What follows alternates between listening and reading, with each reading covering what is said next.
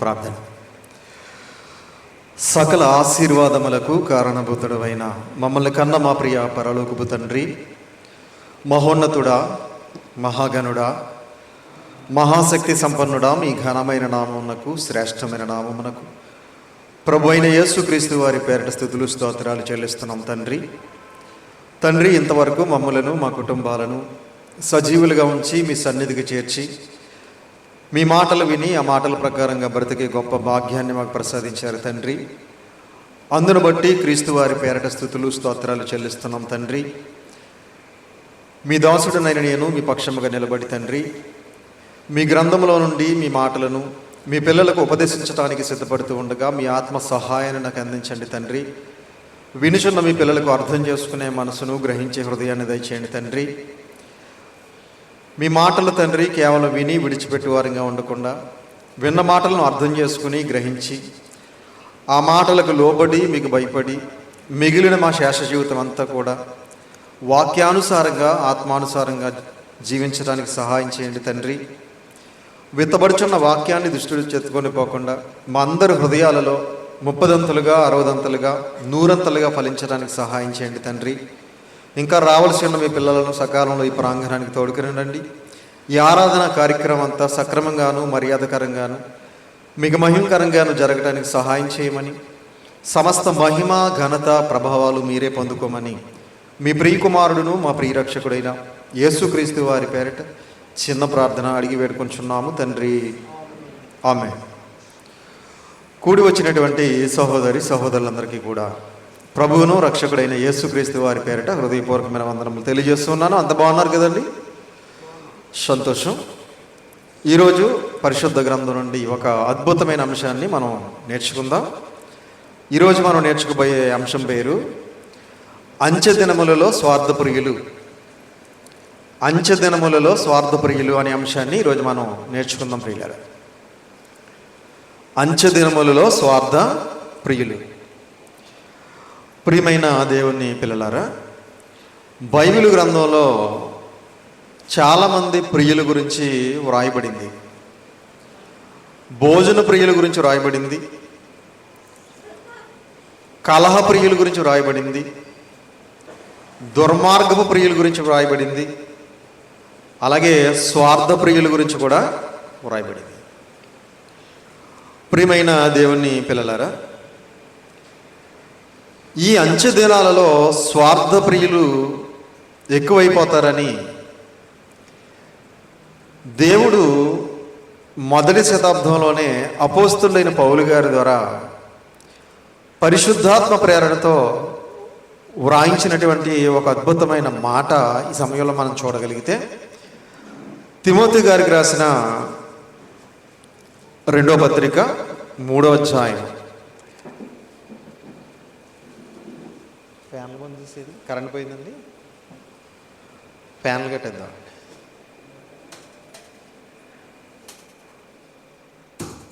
Okay. Timothy గారికి రాసిన 2వ పత్రిక 3వ అధ్యాయము మొదటి వచనాన్ని జాగ్రత్తగా చూడండి ప్రియమైన దేవుని పిల్లలారా. అందరూ తీయాలి, అందరూ చూడాలి. బైబిల్ లేని వాళ్ళు, చదువు రాని వాళ్ళు జాగ్రత్తగా వినాలి. తిమోతికి రాసినటువంటి 2వ పత్రిక 3వ అధ్యాయము మొదటి వచనం. అంచె దినములలో అపాయకరమైన కాలములు వచ్చునని తెలుసుకొనుము. అపోస్తులైన పౌలు గారు తిమోతి గారికి రాస్తూ అంచె దినములలో ఎలాంటి కాలములు వస్తాయట? అపాయకరమైన కాలములు వచ్చునని తెలుసుకొనుము. ప్రియమైన దేవుని పిల్లలారా, అంచె దినాలలో అపాయమైన కాలాలు వస్తాయని నువ్వు తెలుసుకోవాలి. ఎందుకంటే మనుషులు ఎలాగనగా మనుషులు స్వార్థప్రియులు. మనుషులు ఎలాంటి వాళ్ళు? మనుషులు మంచోళ్ళు కాదు. మనుషుల్లో మానవత్వం లేదు. మరి ఏముంది? స్వార్థం ఉంది. ఏమండి? మనుషులు ఎలాంటి వారు అంటే స్వార్థప్రియులు అన్నాడు.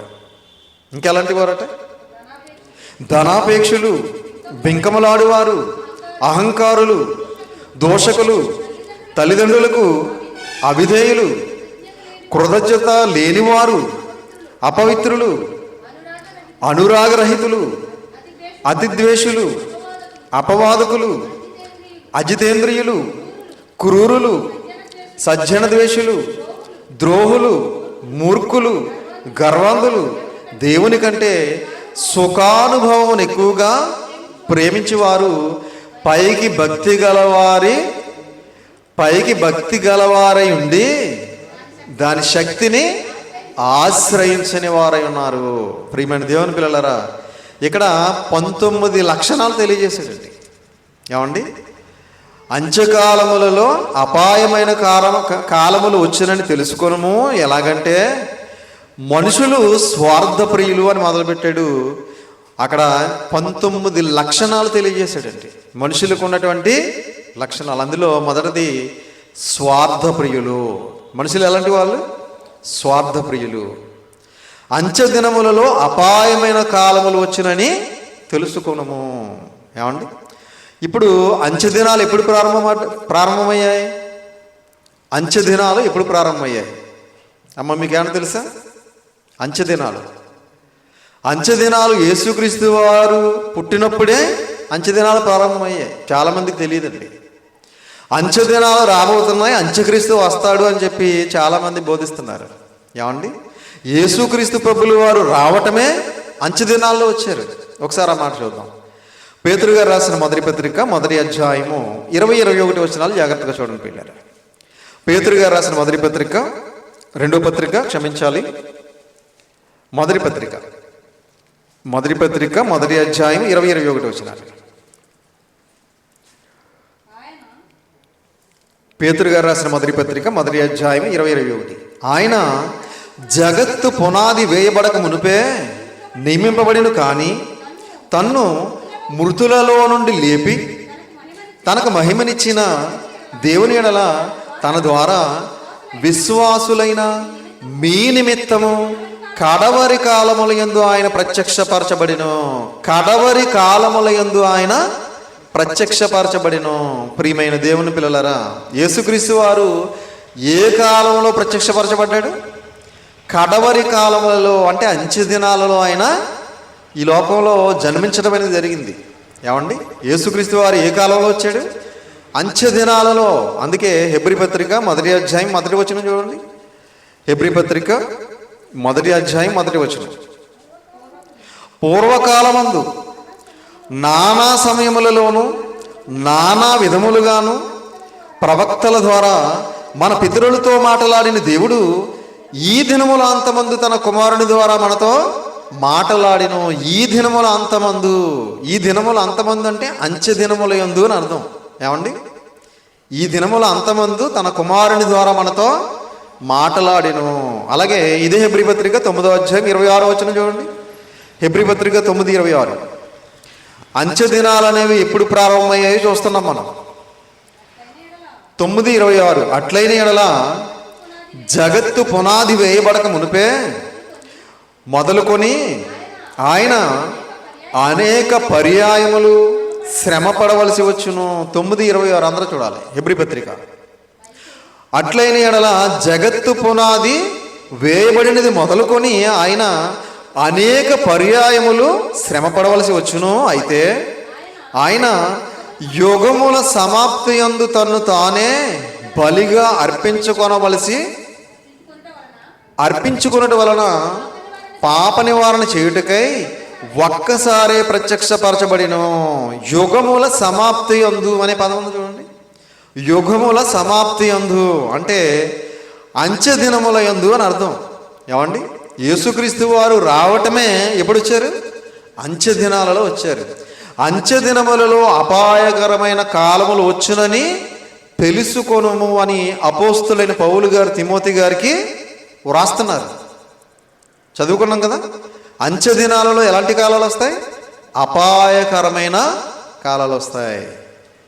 కాబట్టి నువ్వు తెలుసుకో. ఎందుకంటే మనుషులు స్వార్థప్రియులు అన్నాడు. మనుషులు ఎలాంటి వాళ్ళు? స్వార్థప్రియులు. మనుషుల్లో స్వార్థం ఎక్కువైపోవటం వలన మనుషులు ఒకరికొకరు ఏం తలపెడుతున్నారు? అపాయం తలపెడుతున్నారు. మనుషులలో ఏం పెరిగిపోయింది? స్వార్థం పెరిగిపోయింది. ప్రియమైన దేవుని పిల్లలారా, పశువులలో స్వార్థం ఉంటుందండి? పశువులలో, జంతువులలో స్వార్థం ఉందా? పశువుల్లో స్వార్థం లేదు. పక్షుల్లో స్వార్థం ఉందా? పోనీ పక్షుల్లో స్వార్థం ఉందండి? పక్షుల్లో కూడా స్వార్థం లేదు. పురుగుల్లో స్వార్థం ఉందా? పురుగుల్లో స్వార్థం లేదు. ప్రియమైన దేవుని పిల్లలారా, పశువుల్లో స్వార్థం లేదు, పక్షుల్లో స్వార్థం లేదు, పురుగుల్లో స్వార్థం లేదు. కానీ ఎవరిలో స్వార్థం ఉంది? మనిషిలో స్వార్థంతో నిండిపోయాడండి మానవుడు. ఏమండి, స్వార్థం లేని మనిషి అంటూ భూమి మీద ఎవడో లేడు. ప్రతి వాడిలోనూ ఏదో ఒక స్వార్థం చోటు చేసుకుంది. ప్రియమైన దేవుని పిల్లలారా, సూర్యునిలో స్వార్థం ఉందండి? సూర్యునిలో స్వార్థం లేదండి. అందరికీ వెలుగునిస్తాడు, వేడినిస్తాడు. సూర్యునిలో స్వార్థం లేదు. ఏమండి, గాలిలో స్వార్థం ఉందా? మంచివారికి చెడ్డవారికి కూడా గాలి పీల్చుకోవడానికి గాలి ఫ్రీగా దేవుడిచ్చాడు. నేను మంచివారికి మాత్రమే గాలి పీల్చుకోవడానికి వెళ్తాను, చెడ్డవారికి గాలి పీల్చుకోవడానికి నేను వెళ్ళను అని గాలి ఆగిపోయింది అనుకోండి, భూమి మీద ఒక్కడు కూడా బతకడు. ఏమండి, స్వార్థపరులకు నేను పీల్చుకోవడానికి నేను వెళ్ళను, మంచివారికి మాత్రమే నేను గాలి పీల్చుకోవడానికి వెళ్తాను అని చెప్పి అనుకుందనుకోండి, గాలి భూమి మీద ఎవడు కూడా బ్రతకడు. మంచివారికి మాత్రమే నేను ఉదయిస్తాను, చెడ్డవారికి నేను ఉదయించనని సూర్యుడు అనుకోవట్లేదు. ఏమండి, అలాగే నీటికి స్వార్థం లేదు. బాగా వినాలందరూ కూడా. దేవుడు కలిగించినటువంటి దేనికి కూడా స్వార్థం లేదు. మనం తినే ఆహారం, మంచివాడు తింటే నేను అరుగుతాను, చెడ్డవాడు తింటే నేను అరగను అని అనటానికి లేదు. అలాగే పక్షుల గురించి చూడండి, అలాగే వృక్షాల గురించి చూడండి.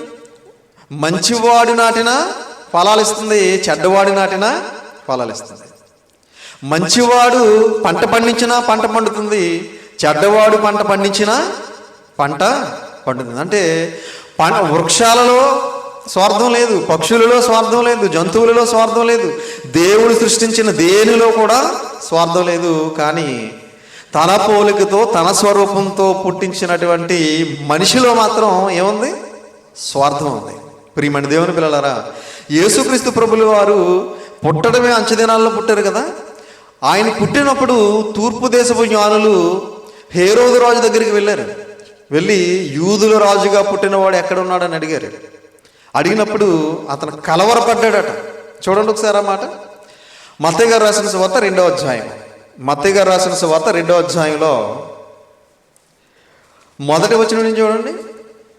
రాజైన హేరోదు దినముల యందు యోదయా దేశపు బెత్లెహేములో యేసు పుట్టిన పిమ్మట ఇదిగో తూర్పు దేశపు జ్ఞానులు యెరూషలేమునకు వచ్చి యూదుల రాజుగా పుట్టినవాడు ఎక్కడ ఉన్నాడు, తూర్పు దిక్కున మేము ఆయన నక్షత్రము చూచి ఆయనను పూజింపవచ్చితిమని చెప్పిరి. ఇదిగో యూదుల రాజుగా పుట్టినవాడు ఎక్కడ ఉన్నాడు, తూర్పు దిక్కున మేము ఆయన నక్షత్రాన్ని చూసాము అని చెప్పి తూర్పు దేశపు జ్ఞానులు వచ్చారు. హేరోదు రాజు దగ్గరికి వచ్చి అడిగినప్పుడు అప్పుడు ఏం చేస్తున్నాడు చూడండి. హేరోదు రాజు ఆ సంగతి వినినప్పుడు అతడును అతని కూడా యెరూషలేము వారందరూ కలవరపడిరి. ఏమండి, తూర్పు దేశపు జ్ఞానులు వచ్చి యూదులు రాజుగా పుట్టినవాడు ఎక్కడున్నాడు, తూర్పు దిక్కున మేము ఆయన నక్షత్రాన్ని చూసాము అని అడిగితే హేరోదు రాజు గారితో ఉన్న వారందరూ కూడా ఏమయ్యారట? కలవరపడ్డారంట. ఎందుకు కలవరం? ఏమండి, ఆల్రెడీ నేను ఇక్కడ ఒక రాజును ఉన్నాను, మరలా ఇంకో రాజు పుట్టడం ఏంటి? అయితే నా కొడుకు రాజు అవ్వాలి కానీ ఎవడో మరలా రాజుగా పుట్టడం ఏంటి అనే స్వార్థం. అందుకే కలవరపడ్డాడట. వెంటనే ఎవరిని పిలిపించాడు? ఏమండి, హేరోదు రాజు ఆ సంగతి విని అతడును అతన్ని కూడా యెరూషలేము వారందరూ కలవరపడిరి. కాబట్టి వారు ప్రధాన యాజకులను, ప్రజల నుండి శాస్త్రులను అందరినీ సమకూర్చి క్రీస్తు ఎక్కడ పుట్టినని వారిని అడిగాను. క్రీస్తు ఎక్కడ పుడతాడు అని శాస్త్రులను, ప్రధానులను అడిగాడట. యోదయ బెత్లెహేములో పుడతాడని చెప్పారు వాళ్ళు. చెప్పిన వెంటనే ఈ తూర్పు దేశపు జ్ఞానుల్ని రహస్యంగా పిలిపించి క్రీస్తు ఎక్కడ ఉన్నాడో మీరు వెళ్ళి చూసిరండి, తర్వాత నేను కూడా వెళ్ళి ఆయన పూజిస్తాను అని చెప్పి వారిని పంపించిన తర్వాత వారు వెళతారు, క్రీస్తుని దర్శిస్తారు. క్రీస్తుని దర్శించిన తర్వాత వాళ్ళు మరలా దేవదూత ద్వారా బోధింపబడిన వారే వేరొక మార్గం గుండా వెళ్ళిపోతారు. ఈ తూర్పు దేశపు జ్ఞానులు ఈ హేరోదు రాజును మోసం చేశారని తెలిసి అతను ఏం చేశాడో తెలుసా? ఇదే 2వ అధ్యాయం 16వ వచనం చూడండి. 2వ అధ్యాయం 16వ వచనం. ఆ జ్ఞానులు తన్ను అపహసించిరని హేరోదు గ్రహించి బహు ఆగ్రహం తెచ్చుకొని తాను జ్ఞానుల వలన వివరముగా తెలుసుకొనిన కాలమును బట్టి బెత్లెహేములోను దాని సకల ప్రాంతములలోను 2 సంవత్సరములు మొదలుకొని తక్కువ వయసు గల మగపిల్లలందరినీ వధించెను. ప్రియమైన దేవుని పిల్లలారా, ఇక్కడ ఈ యోదయ ప్రాంతంలో 2 సంవత్సరాల కంటే తక్కువ వయసు ఉన్న పిల్లలందరినీ వధిస్తాడు అనే ఒక ప్రవచనం ఉంది పాత నిబంధనలో. అయితే ఆ ప్రవచనం ఈ హేరోదు రాజుకు తెలియదు. అయితే నేను రాజుగా ఉండగా మరొకడు రాజుగా పుట్టడం ఏంటి? ఈ రాజ్యాన్ని నేను పాలించాలి, నా తర్వాత నా కొడుకులు పాలించాలి, వాళ్ళ తర్వాత వాళ్ళ కొడుకులు పాలించాలి, ఎవడో మరలా రాజుగా పుట్టడం ఏంటి అని ఏం చేశాడు? యోదయ బెత్లెహేమ ప్రాంతంలో ఉన్నటువంటి 2 సంవత్సరాల కంటే తక్కువ వయసు ఉన్న పిల్లలందరినీ కూడా ఏం చేశాడు? చంపించేశాడట. అంటే హేరోదు రాజులో ఏముందన్నమాట? స్వార్థం. ఏమండి, యేసుక్రీస్తు వారు పుట్టడమే అంచె దినాల్లో పుట్టారు. అంచె దినములలో అపాయకరమైన కాలములు వచ్చినని తెలుసుకొనము అని చెప్పి పౌలు గారి ద్వారా తిమోతి గారికి దేవుడు తెలియజేశాడు కదా. ఇదిగో అంచె దినాలలో నుండే అపాయకరమైన కాలాలు వచ్చాయి. హేరోదు రాజు చిన్న పిల్లలను కూడా చూడకుండా ఏమండి 2 సంవత్సరాల కంటే వయసు తక్కువ ఉన్న వారందరినీ కూడా వధించేసాడట. ఏంటి అంటే అధికారం కోసం ఆరాటం. ఏమండి, అధికార దాహం. నేనే రాజుగా ఉండాలి, తర్వాత నా కొడుకు ఉండాలి, తర్వాత వాళ్ళ కొడుకు ఉండాలి, మా వంశం అంతా కూడా ఈ దేశాన్ని పాలించాలి. ఎవరో వచ్చి క్రీస్తు వచ్చి పాలించడం ఏంటి? క్రీస్తు ఈ దేశాన్ని పాలించకూడదు అంటే క్రీస్తు భౌతికంగా పాలిస్తాడు అనుకున్నాడు. క్రీస్తు రాజ్యం భౌతిక సంబంధమైంది అనుకున్నాడు. క్రీస్తు రాజ్యం భౌతిక సంబంధమైనదా, ఆత్మ సంబంధమైనదా? క్రీస్తు రాజ్యం ఆత్మ సంబంధమైనది, భౌతిక సంబంధమైనది కాదు. అందుకే ఆ 2 సంవత్సరాల పసిపిల్లలందరినీ కూడా, తక్కువ వయసు ఉన్న వారందరినీ కూడా చంపించేశాడంటే అతనిలో ఏముందన్నమాట? స్వార్థం. అలాగే ఈ యూదులు కూడా యేసుక్రీస్తు వారిని చంపించాలని చాలాసార్లు ప్రయత్నం చేశారు, చంపాలని ప్రయత్నం చేశారు, అలాగే చంపించాలని కూడా ప్రయత్నం చేశారు. అది కూడా చూద్దాం ఒకసారి. మార్కు సువార్త 14వ అధ్యాయం. మార్కు గారు రాసిన సువార్త 14వ అధ్యాయము 1వ వచనం జాగ్రత్తగా చూడండి ప్రియులారా. మార్కు గారు రాసిన సువార్త 14వ అధ్యాయము 1వ వచనం. 2 దినములైన పిమ్మట పస్కా పండుగ అనగా పులియని రొట్టెల పండుగ వచ్చెను. అప్పుడు ప్రధాన యాజకులను శాస్త్రులను మాయోపాయము చేత ఆయనను ఎలాగూ పట్టుకొని చంపుదమా అని ఆలోచించుకొంచుండిరి గాని ప్రజలలో అల్లరి కలుగునేమో అని పండుగలో వద్దని చెప్పుకొనిరి. ప్రియమైన దేవుని పిల్లలారా, యూదులు కూడా యేసుక్రీస్తు వారిని ఎలా చంపాలా అనే మాయోపాయంతో పట్టుకోవాలని చూస్తున్నారట. చూడండి ఒకసారి. 2 దినములైన పిమ్మట పస్కా పండుగ అనగా పులిని రొట్టెల పండుగ వచ్చిన. అప్పుడు ప్రధాన యాజకులను శాస్త్రులు. ఎవరు వీళ్ళు? ప్రధాన యాజకులు, శాస్త్రులు. ఏమండి, ప్రియమైన దేవుని పిల్లల, దేవుని సేవకులు వీళ్ళు. హేరోదు రాజు అంటే దేవుని గురించి తెలియదు, అతను ఒక అన్యుడు. ఏమండి, వీళ్ళెవరో దేవుని పక్షంగా ఉండి దేవుని వాక్యాన్ని బోధించే దేవుని సేవకులు అయి ఉండి వీళ్ళు ఏం చేస్తున్నారు? ప్రధాన యాజకులు శాస్త్రులు మాయోపాయము చేత ఆయనను ఎలాగూ పట్టుకొని చంపుదమా అని ఆలోచించుకొని చుండిరి. ప్రియమైన దేవుని పిల్లలారా, మాయోపాయము అంటే అర్థం ఏంటి? మాయిదారు ఉపాయం అని అర్థం. మాయోపాయం అంటే ఏదో ఉపాయం ఆలోచించి ఆయన్ని పట్టుకోవాలని, ఆయన్ని చంపేయాలి అని ఆలోచిస్తున్నారు. ఎందుకు చంపేయాలి? ఏం ద్రోహం చేశాడు వీళ్ళకి యేసుక్రీస్తు వారు? ఏమండి, ఏం ద్రోహం చేయలేదు ఆయన బోధిస్తుంటే జనం అందరూ కూడా తండోపతండాలుగా ఆయన దగ్గరికి వెళ్ళిపోతున్నారు. ఆయన ఎక్కడుంటే అక్కడికి వెళ్ళిపోతున్నారు. కొండ మీద ఉన్నాడా, కొండ మీదకి వెళ్ళిపోతున్నారు. అరణ్యంలో ఉన్నాడా, అరణ్యంలోకి వెళ్ళిపోతున్నారు. సముద్రం ఒడ్డున ఉన్నాడా, సముద్రం ఒడ్డుకి వెళ్ళిపోతున్నారు. ఆయన చెప్పే బోధ వినడానికి అందరూ ఆయన దగ్గరికి వెళ్ళిపోతున్నారు. వీళ్ళ దగ్గరికి ఎవరో రావట్లేదు. ప్రధాన యాజకుల దగ్గరికి, శాస్త్రుల దగ్గరికి ఎవరు వెళ్ళట్లేదు. సమాజ మందిరాలన్నీ ఖాళీ అయిపోతున్నాయి. ఆ దేవాలయంలోకి ఎవరు వెళ్ళట్లేదు. అందరూ యేసుక్రీస్తు వారిని వెంబడిస్తున్నారు. యేసుక్రీస్తు వారు చెప్పి ఆ మహాజ్ఞానాన్ని వినడానికి ఆయన వెంబడి వెళ్ళిపోతున్నారు. కాబట్టి ఏదో రకంగా మాయోపాయం చేత ఈయన పట్టుకోవాలి, ఈయన్ని చంపేయాలి అని కుట్ర పండుతున్నారట. ప్రియమైన దేవుని పిల్లలారా, ఇందులో ఏముంది? స్వార్థం. ఏమండి ప్రియమైన దేవుని పిల్లలారా, వీళ్ళ దగ్గరికి రాకుండా యేసుక్రీస్తు వారి దగ్గరికి వెళ్ళిపోతున్నారని స్వార్థంతో చంపేయాలనుకుంటున్నారు. అందుకే మత్తయి గారు రాసిన సువార్త 27వ అధ్యాయంలో ఒక మంచి మాట తెలియజేశాడు చూడండి. 27:18 మత్తయి గారు రాసిన సువార్త 27:18 ఎందుకు చంపేయాలనుకుంటున్నారో మరొక మాట చూడండి. మత్తయి గారు రాసిన సువార్త 27వ అధ్యాయం 18 అప్పుడు పిలాతు, నేను ఎవరిని విడుదల చేయవలెనని మీరు కోరుచున్నారు? బరబ్బనా లేక క్రీస్తు అనబడిన యేసునా అని వారిని అడిగాను. ఎందుకనగా వారు అసూయ చేత ఆయనను అప్పగించిరని అతడు ఎరిగి ఉండెను. పిలాతు మాట్లాడుతున్నాడు. రోమా ప్రభుత్వం గవర్నర్గా ఉన్నటువంటి పిలాతు గారు అంటున్నారు, 18వ వచనం అందరూ చూడాలి.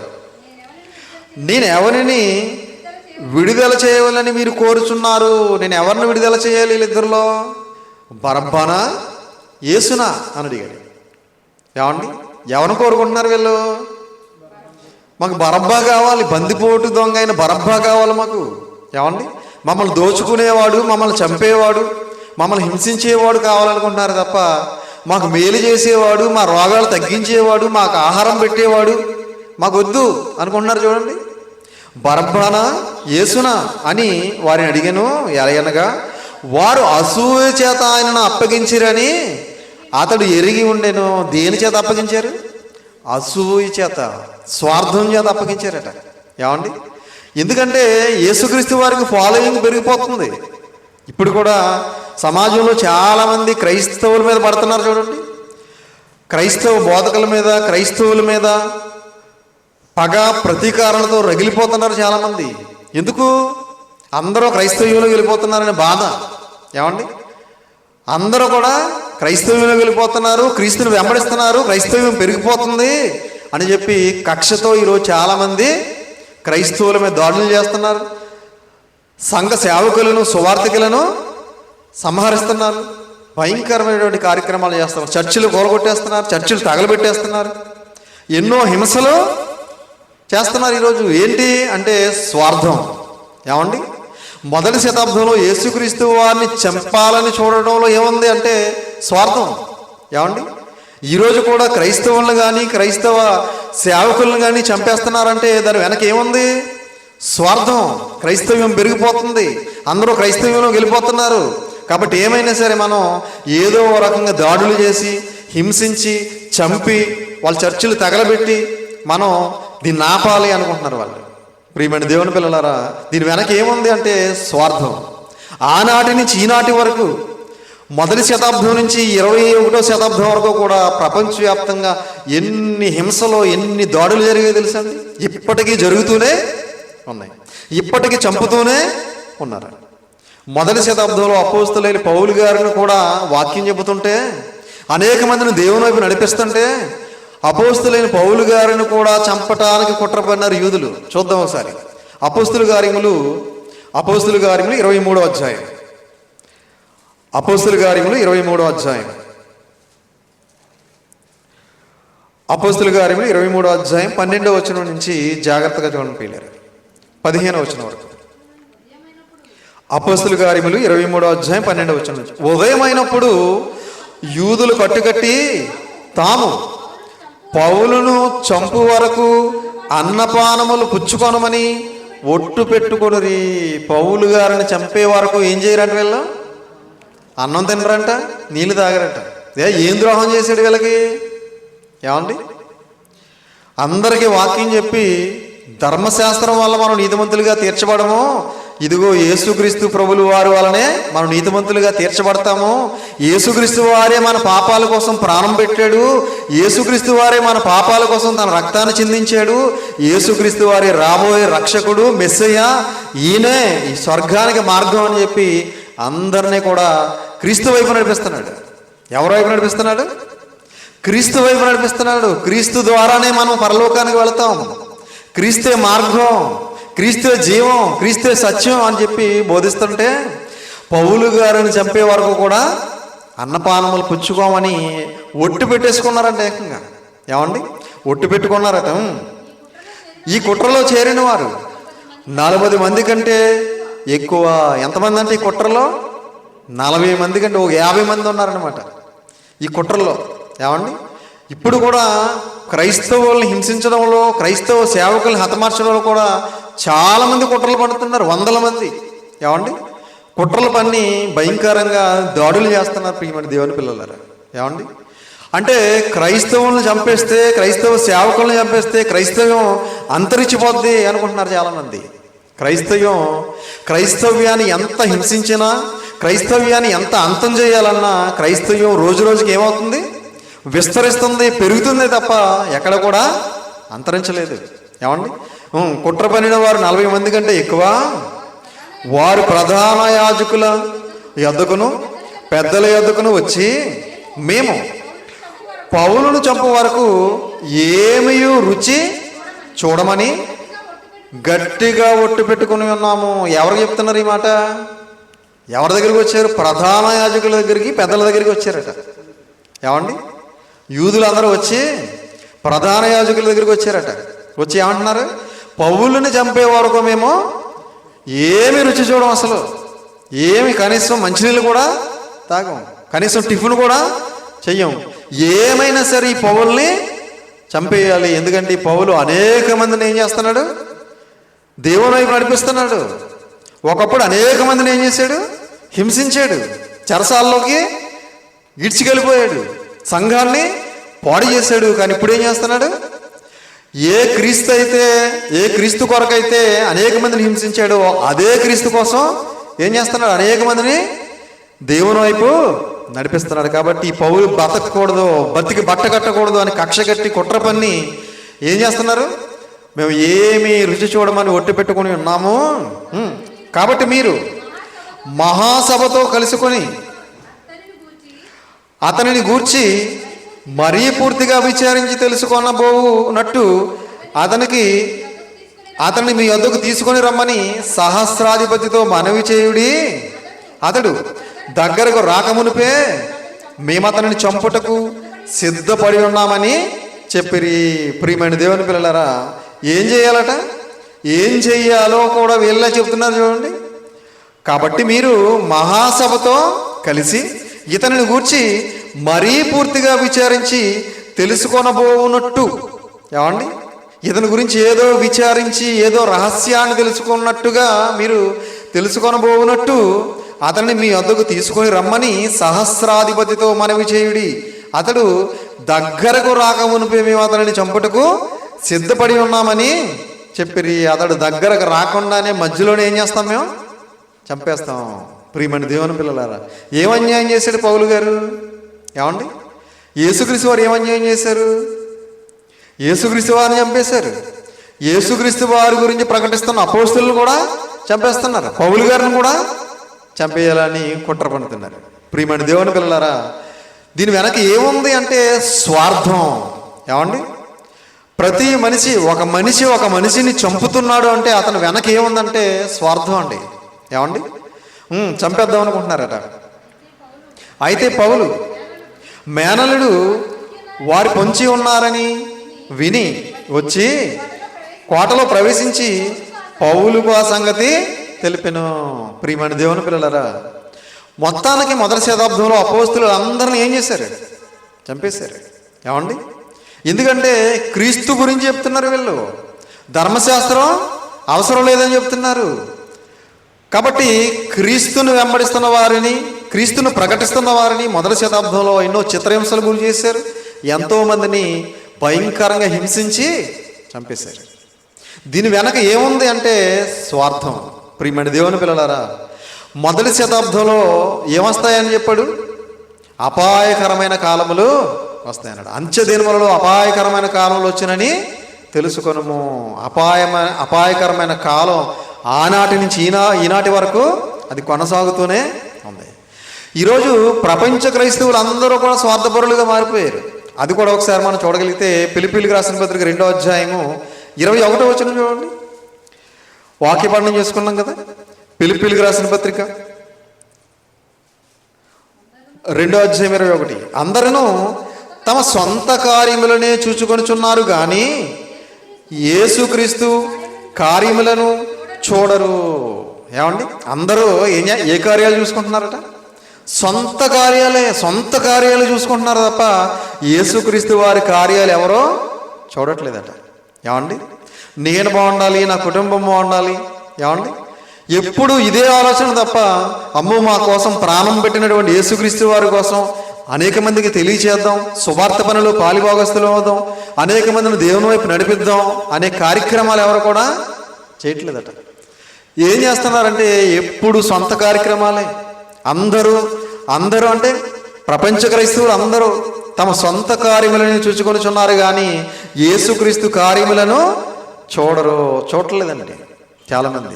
ప్రియమైన దేవుని పిల్లలారా, ఇప్పుడు సంఘానికి చాలామంది ఇష్టమైతే వస్తారు, కష్టమైతే మానేస్తారు.